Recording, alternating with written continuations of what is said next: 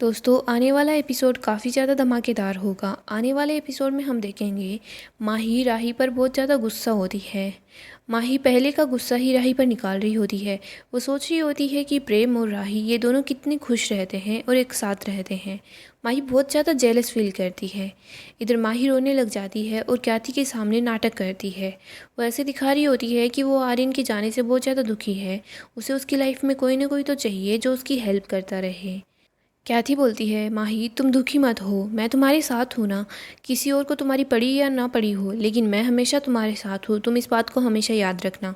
मुझे पता है सारी की सारी गलती अनुपमा और उसकी बेटी की है।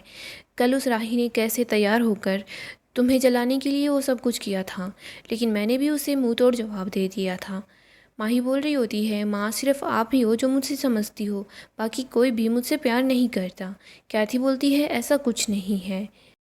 इधर राही जब भी क्याति से बात करने की कोशिश करती है तो क्याति अपना मुंह फेर लेती है और राही को बहुत कड़वी बातें बोलती है। राही को बिल्कुल अच्छा नहीं लगता, लेकिन वो ये बातें किसी को बोलती भी नहीं है, अपने दिल में ही दबा कर रख लेती है। इधर परी और राजा ये दोनों तो बहुत खुश होते हैं। दूसरी तरफ हम अनुपमा को देखते हैं। अनुपमा बहुत ज़्यादा अपसेट हो रही होती है। वो सोचती है कि उसे कोई ना कोई काम तो ढूंढना ही होगा ताकि वो भारती और जसमीत पर बोझ ना बनी रहे। अगली सुबह अनुपमा के घर पर मकान मालिक आ जाता है। वो बोल रहा होता है कि तुम तीनों को अगले महीने का किराया देना है और जो तुम अब किराया दे रहे हो तुम्हें उससे डबल किराया अगले महीने देना होगा। जसमीत बोलती है, लेकिन क्यों, आप हमारे साथ ऐसा कैसे कर सकते हो। मकान मालिक बोलता है, मैंने बोल दिया ना, अगर डबल किराया दोगे तभी तुम इस घर में रह पाओगी, वरना तुम लोगों को यहाँ से जाना होगा। जसमीत बोलती है, लेकिन आप ऐसे अचानक से किराया कैसे बढ़ा सकते हैं। मकान मालिक बोलता है, इस शहर में यूँ अकेली लड़कियों को और अकेली औरत को कोई भी मकान नहीं देता। मैंने कम से कम तुम लोगों को रहने के लिए छत दे रखी है ना। अगर तुम्हें ये छत चाहिए तो तुम्हें डबल किराया देना ही होगा, वरना तुम इस घर के बारे में भूल जाओ और इस घर को खाली कर दो।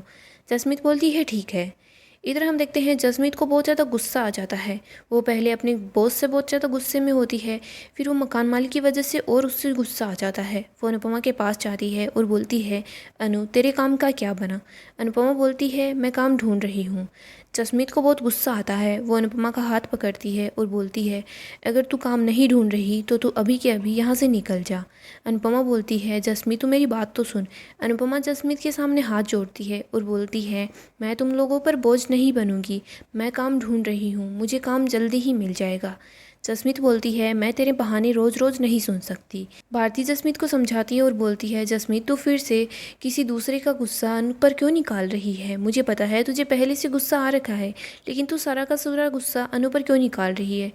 जसमीत बोलती है, मैं सही ही कर रही हूँ, ये हमेशा बहाने बनाती रहती है, कभी कुछ हो जाता है कभी कुछ हो जाता है, ये काम करना ही नहीं चाहती।